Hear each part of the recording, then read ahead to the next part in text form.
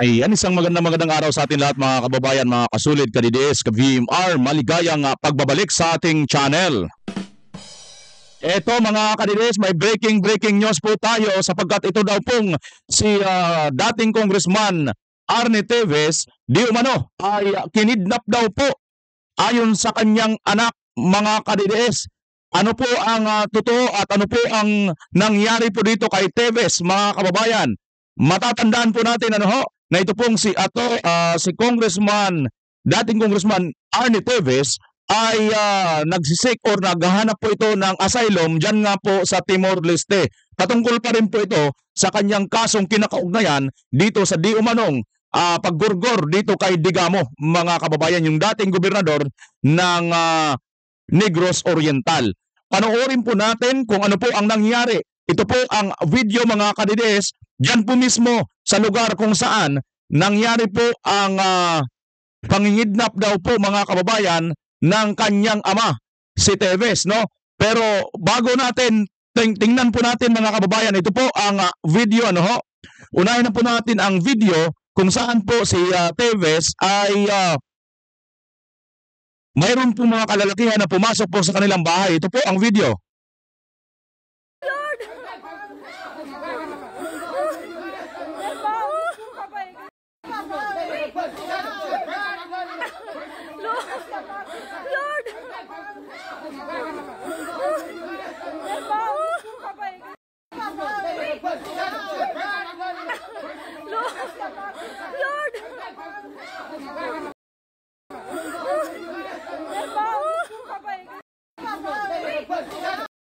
Nakikita po natin dito sa video, mga ka-DDS, mukhang may kayakap or mahigpit pong nakahawak sa buong katawan nito pong isang nakaitim, si Congressman Arnie Teves, no?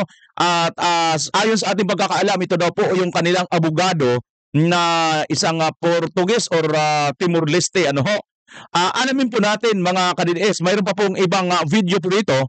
Ito po ang actual nakuha kung saan ay pinasok po ng mga kalalakihan ang bahay po ni Teves dyan nga po sa Timor-Leste. Ipagpapatuloy pa po natin, mga ka-DDS, sino po ba yung lalaki na yan? Mukhang ito po siya. Ito po. Teka lang nawala yung boses. Dr. Sira. Wait lang, mga kababayan, ayan, abanti natin ng konti. Atras natin. Good evening, Prime Minister. Was Excelencia. How ihan ni Kantor Migrasaw hamutok Dr. Sira Kaer Ami, and we are held against our will. They are not letting me go, and they don't have Sira Laiha mandado para atuhalo detenção. Atuhalo detenção. Ami hetan detenção ilegal, ngomong laiha base legal atuhalo detenção. Ami usuhaw karik bele ami ajuda haw para ami bele pauma ona. Okay? Ayan, mga ka-DDS, napakinggan nyo mismo, ito pong si Congressman Arnie Teves, at ang hinala po natin, ito pong kanyang kausap dito, ito po ang kanyang abogado, at yun po yung kanyang yapos-yapos, sapagkat pilit po silang pinapasama or pinapalabas para nga po kunin, at ayon nga po rito ay tinawag daw po itong kinikidnap, mukhang parang ang dating nito ay katulad din po sa nangyari kay Tatay Digong, mga kababayan, ano po ang inyong nakikitang similarities nito, Pero sa karagdagan pa pong impormasyon patungkol po dito sa nangyayari kay dating Congressman Arnie Teves, ito naman po ang kanyang anak, mga kababayan, atin pong panoorin kung ano po ang masasabi niyang kanyang anak po dito. Greetings everyone. I'm making this video to inform everyone that my father, Arnie Teves, has been kidnapped earlier today at around 8 p.m. Timor-Leste time. At around 7 p.m. he already had information that a private aircraft was scheduled to fly over to Timor-Leste. And then at 8 p.m., immigration officers arrived at his residence. Teka lang mga kababayan, mukhang seems like katunog po no doon sa nangyari kay Tatay Digong, mayroon na pong nakahandang aircraft no. Diyan nga po sa Villamor Air Base at dito nabanggit din po niya na mukhang mayroong dumating pong aircraft no, private na naman mga kadides. Hindi natin alam no kung paano po ang nangyayari sa ganito dito sa anak or sa tatay ni ni Axel Teves. Pagpapatuloy pa po natin mga kababayan ano ho, pero ito lang po napapatunayan natin may mga words po siyang binabanggit, kidnap at mayroon pong nakahandang aircraft. And picked him up. They just picked him up without documents, without warrants, or any form of legal documents. Yan mga kababayan, mismo sa anak ni Teves mismo nang galing na wala daw pong warrants, wala daw pong legal documents, no? Ang mga pumunta doon sa kanila. Tuloy natin. They just came in forcefully. They took him out forcefully. And right now, as we speak, he is still in the immigration building in Timor-Leste, being held illegally by the immigration officers, also surrounded by Timorese police. He is asking me to inform everybody about this situation, and he is calling out, we, the family, including my father, is calling out to UN Human Rights, and I personally am calling to every department all over the world. Please help us. My father already won the case against the extradition, and then they filed a motion for reconsideration for the previous decision made by the Timorese court. And then again, the Timorese court ruled in favor of my father. So supposed to be, he should be in Timor, living peacefully and safely. But we were shocked to see that just last night, he was illegally kidnapped and is now illegally detained, together with his lawyers. They were a little harmed in the process, including the lawyer. And I will be posting, as per his request, I will be posting a video of him and a video of the incident when they illegally kidnapped and picked him up. I think we believe that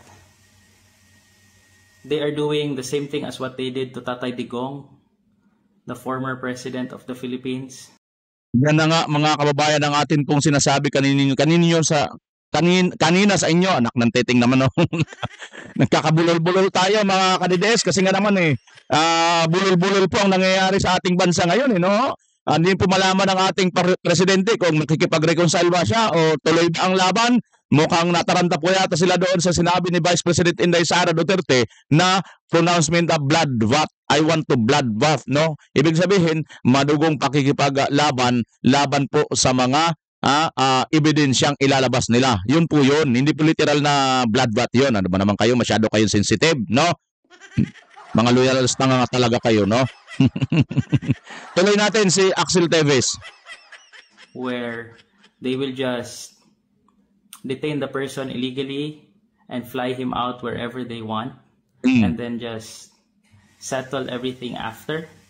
But we do not approve of this, and we do not want my father to be flown out of Timor-Leste because he has already won in the court that he can stay in Timor-Leste and he cannot be extradited.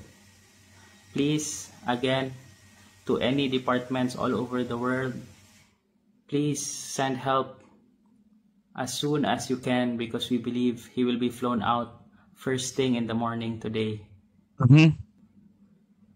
The lawyers have already reminded them that it is illegal detention and all the other technicalities, but again, they just insisted and said, just file cases after.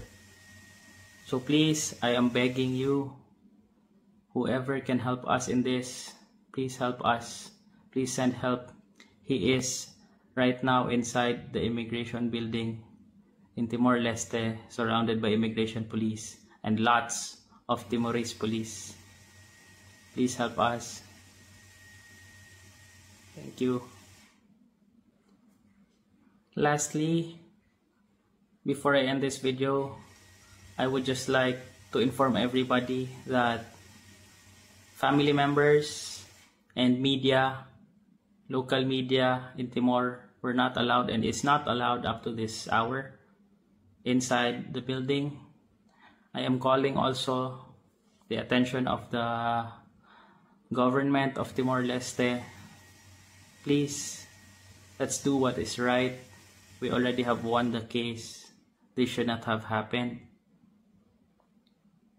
We really need your help to do what is right. Please do us a favor and do what's right and help us in this situation. I beg all of you. Again, thank you very much. Yan nga po mga kadides ang pakiusap nitong anak ni dating Congressman Arne Teves na sana po ay matulungan sila sapagkat ipinagdidiinan niya po rito na ang nangyari po sa kanyang ama ay kidnapping at mukhang ipapadala po or papadala na po siya kung saan man ipapalipad yung eroplano di umano na nakahanda doon daw po sa kanila. Mga kadides, mga kababayan, ito po ang ating sinasabi hindi po ako rito sinasabi, baka naman may mga comment dyan, ay ganito ka, ay ganun ka, ay ganito, hindi. Tayo po rito ay nagbabalita lang po at nag-share sa inyo at nagre-reaksyon sa mga tunay na nangyayari sa ating bansa. Ito po, mayroon lang po ito, it so happened na mayroon lang pong similarity doon sa nangyayari kay Tatay Digong at dito kay Congressman Teves. Ang pagkakaiba nga lang, si Tatay Digong ay sana hindi nila dapat ipinatapon or kinidnap palabas ng ating bansa. Samantalang itong si Teves naman, na ayon sa kanyang anak ay kinikidnap naman nila, papasok naman dito sa ating bansa na ayaw naman ni Teves. Ano ba talaga, kuya? Ito talagang gobyerno natin eh. Katulad ni Roque, gusto na nga manirahan doon sa dahig, sa Netherlands eh. Pinipilit nyo naman dalhin dito. Ayaw na sa inyo ng tao eh. Si Tatay Digong gusto rito, ayaw nyo naman kay Tatay Digong, gusto nyo itapon. Anak ng teting talaga kayo, hindi kayo maintindihan, sala sa lamig, sala sa init eh. Tapos ngayon sasabihin ni Marcos, reconciliation at walang kondisyon. Ano ka, hello? Bakit ka nagsabi ng reconciliation kung wala ka naman palang Di ba pagka ikaw nauna, it's a sign na parang suko ka na, di ba? Kung alam mo palang wala ka palang ginagawa, hindi ka guilty. Tama lahat ng mga ginagawa, bakit kailangan mo mag-reconciliation? Bahala kayo sa buhay ninyo, di ba? Dahil ba sa handaan si BP Inday, nakahanda na ang lahat eh. Tapos ngayon, makikipag-reconciliation kayo? Eto mga kababayan, kinapanayan po yan ng kasama po natin sa SMNI, Ito si mismong si Axel Teves. At ito po, pinahintulutan po yan na mailabas po natin yung video na yan, mga kadides, nakiusap po sa kanya at ito po ang tugon ni Axel Teves. You may, as long as you make it clear that he was kidnapped because there were no warrants or any valid documents. Ayan po ang sinasabi at sinasabing paulit-ulit ni Teves mula dyan, itong batang Teves, mula dyan sa kanyang paglalabas ng video at sagot po niya rito na kinuntak po ng mga kasama natin sa SMNI. Ayan At tinatanong po siya kung gusto niya ma-interview, pwede siyang ma-interview kasi kung kinukuha po namin sana ang kanyang panig, Hi, thank you. Ito naman ang sagot po niya rito. Ito po, sir, baka pwede ka namin ma-interview. We will use it po as playback during discussion, sabi ng ating kasama. Sabi naman po ni Axel, sabi niya, hi, thank you for your time, but sorry, I can't make it statement for now. Thank you. Iyon mga kababayan. So hindi daw po muna siya magpapa-interview but nagpayag po siya na ilabas po ang kanyang video as long as ma-emphasize po natin at masabi po natin ang gusto nyo pong may pasabi mga kadides, mga kababayan. Mayroon pa pong karagdagan ito no? Mayroon pa po itong karagdagan pero nasa kabilang istasyon po ito, no? Ang kanya naman pong abogado nitong ni dating Congressman Teves, ito nga pong si Attorney Topacio. Ipaparinig ko lang po sa inyong video at hindi ko po ipapakita mga kadides, ano? Kasi sa kabilang istasyon po ito baka mayari po tayo ng copyright. But anyway mga kababayan, maririnig nyo naman po kung ano po ang magiging basihan or naging basihan ng pagsabi ng kidnapping nito nga pong si Axel Teves patungkol sa nangyari sa kanyang ama. Para mas maliwanag, ito po ang video mga kadides, but sounds lang po ang inyong maririnig. Panoorin na, pakinggan natin. Tinatanong po sa akin ay bine-verify ko pa po. Mahirap na pong magbigay ng unverified, baka ma-undeclare tayo.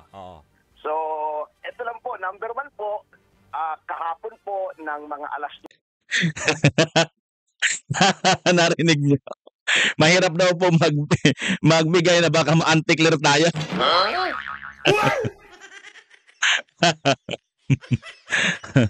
Speaking of unclear, nako mga kababayan, meron pa isang abogada. Mukhang mayroon pa isang abogadang abogaga na magbibida-bida. At mukhang may abogada naman mga kababayan, itong abogada, mukhang magkakaroon po ng tapatan. Abangan po ninyo yan ha, mga kadides, mga ka-VMR. Abangan po ninyo yan. Naku po. Magandang mong showdown to pag nagkataon. Mayroong isa rin mga abogaga na nagbida-bida na ito. Alam nyo na, narinig nyo na ito, nagbida-bida eh. No, lalo na sa mga taga Maynila, binibigyan ko lang kayo ng clue. Isa rin pong abogaga na nagbida-bida. No, makakatapat po siya ng tunay po talagang abogada. Abogada po talaga na talagang malamiriam din po ang bibig nito. Sana nga mangyari mga kababayan para magkaroon talaga ng showdown dito. Na-excite ako mga kadidiis. Parang gusto natin paglabanin yung mga abogado. Hindi. Sanay naman yan sila sa debate. Tuloy natin si Attorney Topacio kung ano ba talagang pinakabuod, no? Para hindi po tayo magkamali rito. Ayon nga kay Attorney Topacio, ayon lang po ito sa mga para hindi tayo ma-unclear. Attorney Topacio, may sabi niya na 9 ng gabi, daily time sapagkat 1 hour ahead po sila sa Dili sa Timor-Leste, ay may dumating pong mga kawani ng Bureau of Immigration ng Republika ng Timor-Leste sa tahanan po ni dating Representative Arnie Teves at siya po ay inaresto. Kasama po ang kanyang abogado na si Dr.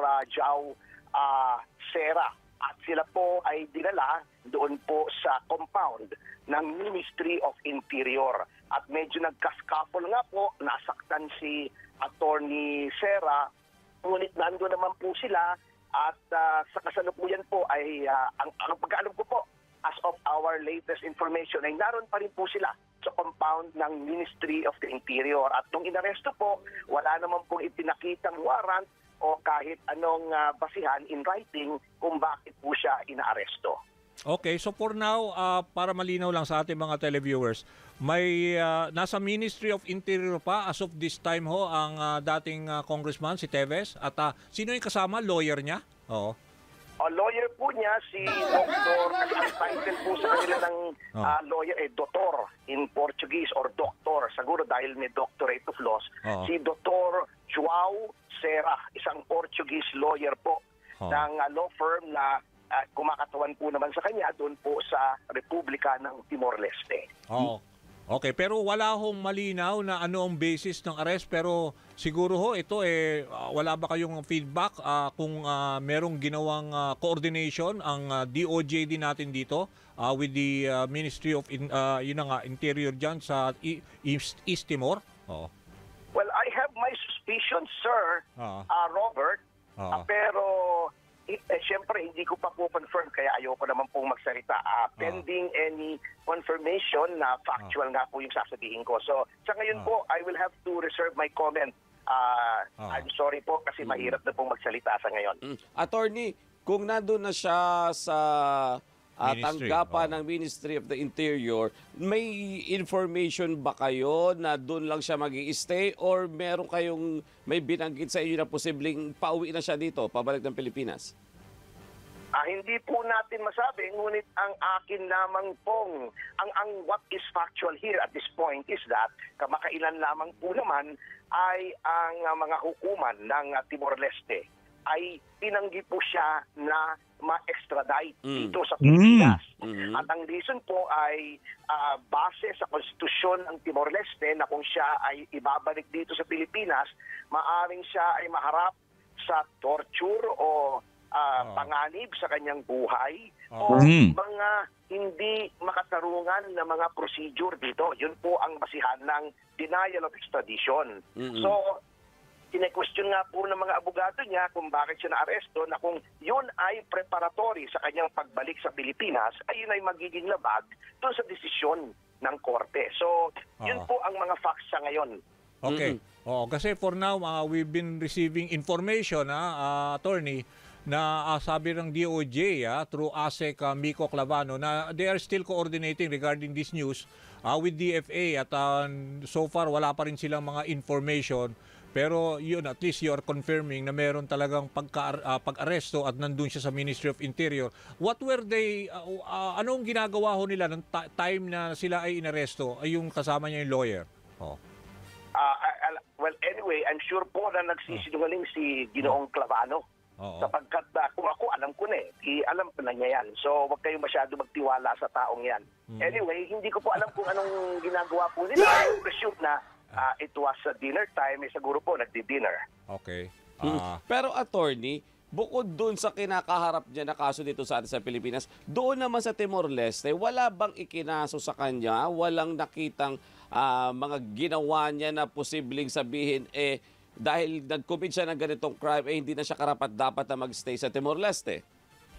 Wala po, kasi under Timor-Leste law, unang-una nga po ay number 1, hindi po pinayagan yung kanyang extradition. Pangalawa, wala po siyang krimen under Timor-Leste law. Ang maaresto ka lamang sa Timor-Leste kung ikaw ay gumawa ng krimen doon. At pangatlo, mayroon pong pending na request for political asylum si Ginoong Teves doon nga po sa Timor-Leste. So, kinaklaro po namin kung anong basihan ng kanyang pagka-aresto sa ngayon. So, ano ho bang status ng, sorry partner, status ng kanyang application for asylum mo doon? Hindi ko po alam sapagkat hindi po ako bihasa sa batas po ng Timor-Leste. Maaring itanong ko po kung nais ninyo sa kanyang mga abogado po doon sa Timor-Leste. Mas may kaalaman po sila para sagutin po yung tanong na yan.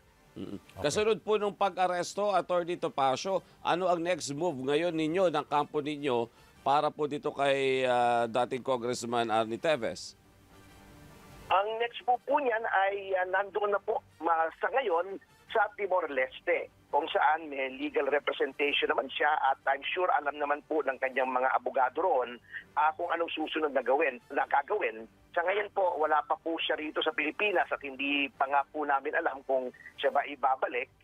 We will plot our next move kung siya po in the possibility na siya ay mapunta rito, saka lang po kami gagawa ng aming hakbang sapagkat everything is up in the air, so to speak, sa oras na ito po. Kasi as far as I remember, Atty. Topacio, di ba, kaya siya noon na napayagan na mag-stay doon dahil inihintay yung parang court ruling, yung local court doon sa mismong East Timor, na somehow yun na magpe-prevail kung siya ay mananatili doon. Tapos sabi niyo may application pala siya for asylum. So I would assume na yung passport niya ay nandoon din sa mismong 'di ba, DFA nila doon. So para to handle that, at saka medyo matagal ang application for asylum. At it will take time. So itong naging pag-arrest sa kanya at dinala siya sa Ministry of Interior, ang feeling niyo ito is another form of harassment o talagang merong ginawa na behind your back na biglang ganyan na nangyari kagabi? Oo. I do not wish to surmise, sir. Kasi mahirap na we just have to stick to the facts. Yung pong nabanggit nyo naman pong court ruling, yun po ay mga a few months back. Alam naman po natin na yun po ay tumanggi na sa request ng ating pamahalaan na siya ay i-extradite. So, as of now, that ruling stands. Kaya nga po malaking pagtataka namin kung bakit siya po ay kinuha ng immigration authority. So, makakaroon po ng kaliwanagan yan in the next few hours as the lawyers of Mr. Teves exert their efforts to clarify matters there and to take whatever legal action is necessary po. Ayan. Ayan mga ka-DDS, mga ka-BMR, ano? Actually, nasa 2.0 po tayo ngayon, ano? Kasi ito po ang monetize. At mag-upload na rin po tayo dun sa BMR channel. Mayroon pa lang po tayo mga inaasikasong importante ngayon. So ayan, habang nakikita po ninyo mga kababayan, habang naririnig niyo po ang interview kay Attorney Topacio, para mas lalo natin maliwanagan kung ano pa talagang nangyari. Pagamat mismo ang anak niya kanina ang una nating napanood. At ito nga po, napanood natin habang ngayon na nangyayari dyan, no, sa lugar na yan, ay mas naliwanagan po tayo mga ka-DDS, mga kababayan. Isa lang po ang aking nakikita rito, ano ho? Malamang sa malamang ay talagang eto na, gumagalaw na naman po sila. After doon kay Tatay Digong sa pangingidnap nila, ito na naman ngayon, may Teves na naman na di umano kidnapping ang ginagawa dahil wala daw pong kaukulang dokumento na ipinakita sa mga ito. So ayan po mga ka-DDS, ano pong masasabi ninyo patungkol nga po dito sa bagong development? Breaking news update dito kay dating Congressman Arnie Teves. Paki-comment nyo po dyan sa baba at pag-uusapan, babasahin po natin yan, bibigyan po natin ng tamang comment, reaction. Maraming salamat, una sa lahat sa Diyos at sa inyo. Pilipinas, as always. Magkita-kita tayo. Bye-bye!